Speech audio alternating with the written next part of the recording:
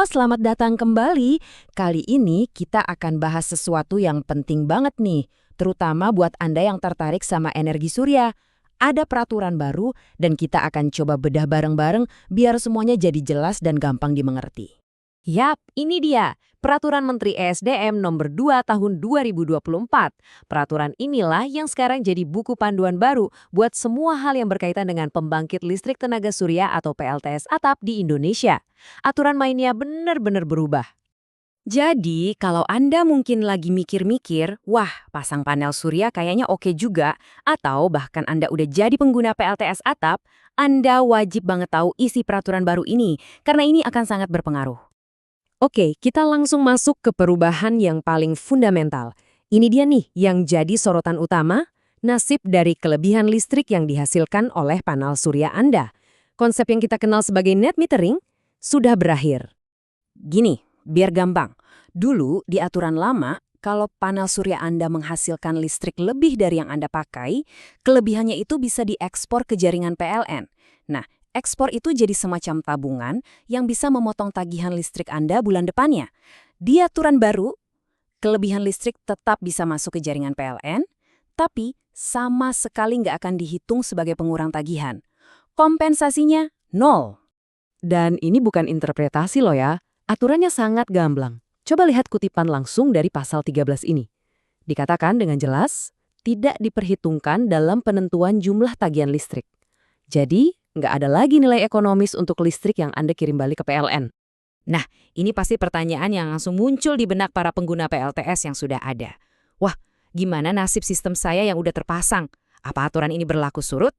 Tenang, ada kabar baiknya. Di pasal 47, pemerintah memberikan perlindungan. Kalau Anda adalah pelanggan lama yang sistemnya sudah disetujui sebelum aturan baru ini berlaku, perjanjian net metering Anda yang lama itu tetap aman dan berlaku selama 10 tahun ke depan, dihitung dari tanggal persetujuan awalnya.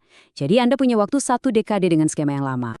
Oke, jadi kalau net metering sudah nggak ada lagi untuk pengguna baru, lalu gimana cara pemerintah mengontrol pemasangan PLTS sekarang? Nah, inilah penggantinya. Sebuah mekanisme yang benar-benar baru, yaitu sistem kuota. Apa itu kuota pengembangan? Anggap saja begini. PLN sekarang akan menetapkan batas maksimal kapasitas PLTS baru yang boleh terpasang di setiap wilayah. Jadi, ini semacam jatah atau izin terbatas yang dibuka setiap tahunnya untuk instalasi baru di area tertentu. Prosesnya sekarang jadi lebih terpusat. Jadi, PLN akan mengajukan rencana kuota untuk 5 tahun, lalu Kementerian ESDM akan mengevaluasinya, baru kemudian kuota finalnya ditetapkan. Nah, yang penting buat kita sebagai calon pengguna adalah, kuota yang sudah disetujui ini wajib dipublikasikan oleh PLN, jadi kita bisa cek langsung berapa jatah yang tersedia di wilayah kita. Oke, sekarang mari kita lihat alurnya dari sisi pelanggan.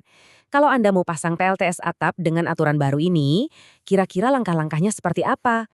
Prosesnya jadi lebih terjadwal. Anda nggak bisa lagi mengajukan permohonan kapan saja. Sekarang cuma ada 2 jendela pendaftaran, bulan Januari dan Juli. Setelah Anda mendaftar, nasib permohonan Anda akan sangat bergantung pada ketersediaan kuota di wilayah Anda. Kalau disetujui, barulah Anda bisa lanjut ke tahap instalasi oleh pihak yang bersertifikat, mengurus izin keamanan, sampai akhirnya PLN memasang meteran khusus. Dan soal meteran ini juga penting. Menurut pasal 4, nggak peduli sistem Anda pakai baterai penyimpanan atau tidak, semuanya wajib dipasangi advance meter atau meteran canggih. Kabar baiknya, biaya pemasangan meteran ini sepenuhnya ditanggung oleh PLN. Nah, selain soal meteran gratis, ada satu lagi kabar baik yang cukup signifikan. Di pasal 29 disebutkan bahwa biaya operasi paralel dihapuskan. Dulu, pengguna PLTS dikenakan biaya ini sebagai biaya koneksi ke jaringan PLN. Sekarang, biaya itu sudah tidak ada lagi. Ini jelas sebuah insentif. Oke, kita udah bahas banyak detail teknis. Sekarang, mari kita tarik kesimpulan besarnya. Apa sih arti dari semua perubahan ini buat kita? Baik sebagai pengguna lama maupun calon pengguna baru.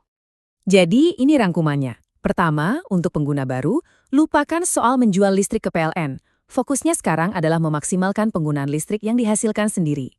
Kedua, kesempatan untuk memasang PLTS kini dibatasi oleh kuota, jadi siapa cepat, dia dapat. Ketiga, untuk pengguna lama, Anda bisa bernapas lega, skema lama Anda aman untuk 10 tahun. Dan yang terakhir, semua pengguna diuntungkan karena biaya paralel sudah dihapus. Pada akhirnya, peraturan ini melahirkan sebuah pertanyaan besar. Di satu sisi, ada sistem kuota yang bisa membatasi pertumbuhan. Di sisi lain, ada penghapusan biaya yang bisa jadi insentif.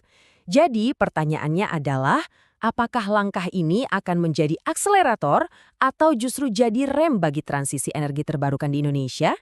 Hanya waktu yang bisa menjawabnya.